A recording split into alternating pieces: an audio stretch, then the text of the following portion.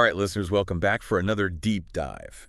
And today, oh boy, we're going somewhere really interesting and pretty unique today. Yeah, definitely off the beaten path, I'd say. Yeah, so we're talking about this really fascinating phenomenon.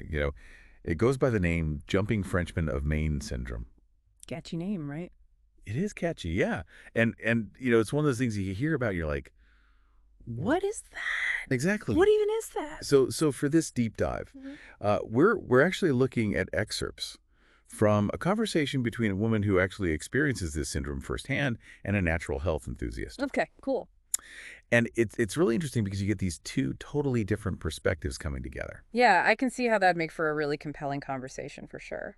Yeah, and so our our mission, I guess, for this deep dive is to kind of explore this syndrome from both of these angles, right? We've got the firsthand experience of someone living with it day in and day out, and then we've got this natural health perspective, which might offer some, it's like alternative ways of thinking about it. Right, and that's kind of the beauty of these deep dives, isn't it?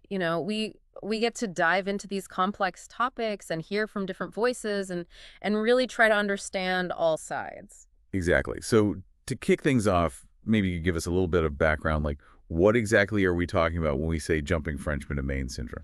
Yeah, so this syndrome is a rare neurological disorder, and it's characterized by these really exaggerated startle responses. Exaggerated startle responses. Okay. Yeah, so you know how if you're startled, you might jump a little? Sure. Well, imagine that response, but like amplified, way more intense. Okay, so we're not talking about like just like a little flinch or something. No, not at all. We're talking about like full-on jumping, hitting themselves, echoing phrases Yeah. involuntarily, all sorts of stuff. Wow, that sounds intense. It is. It's like their reflexes are just on overdrive. So I'm curious in the conversation that we're looking at, how does the woman describe the experience? She uses some pretty vivid imagery. She talks about like being really sensitive to sudden sounds or touch, like it's almost like her body is just primed to react.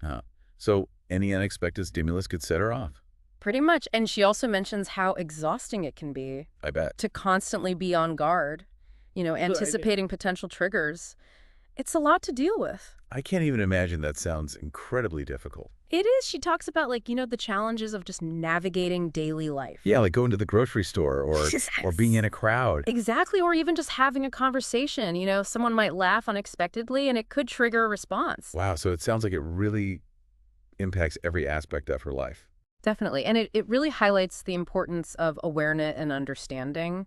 For those of us who don't experience this, it's hard to fully grasp, but it's important to remember that it's a very real and challenging condition. Absolutely. And speaking of different perspectives, the conversation we're looking at also features a natural health enthusiast. Right. So this person brings a whole other way of looking at the syndrome. Okay, I'm curious to hear about that. What's their take? Well, they seem to view it less as an illness and more as a sign that something is out of balance in the body.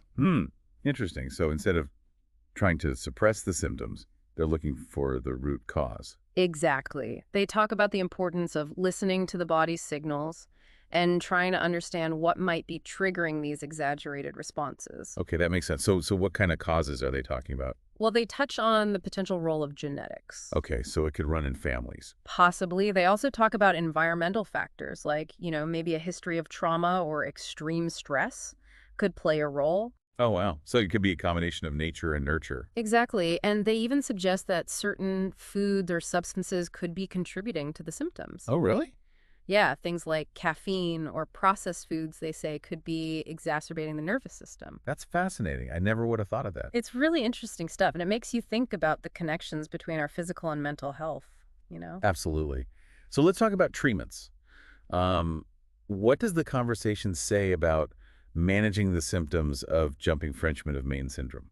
Well, the natural health enthusiast suggests a lot of different approaches. They talk about dietary changes, like focusing on calming foods, avoiding stimulants. Okay, that kind of goes back to what we were talking about. Exactly. And they also talk about things like stress reduction techniques, meditation, deep breathing.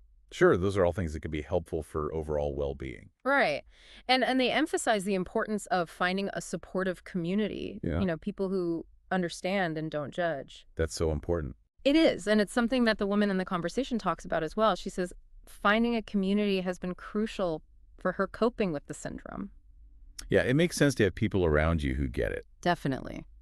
So before we wrap up, is there anything else from this conversation that really stood out to you? You know what really struck me is the woman's resilience. Yeah, she seems incredibly strong. She talks about accepting the syndrome as part of who she is, but not letting it define her. And that's really powerful, you know? It's inspiring to see someone facing such a challenge with such grace and determination. It's a reminder that even in the face of adversity, we can find ways to adapt and live fulfilling lives. I completely agree. Yeah. Well, this has been a truly fascinating exploration of a really unique syndrome. It has, and it really makes you think, doesn't it, about the complexities of the human brain and body and how much we still don't know. Absolutely. Yeah. It's amazing to consider how both genetics and environment can come together to create these incredibly rare conditions. It is, and it makes you wonder, where will future research lead us in understanding and potentially treating jumping Frenchman of Maine syndrome? That's a great question, and one that I hope we get an answer to someday. Me too. Well, listeners, thank you for joining us on this deep dive into the world of jumping Frenchmen of Maine syndrome. It's been a journey. It has. We'll see you next time for another fascinating exploration. Until then, stay curious. And keep on learning.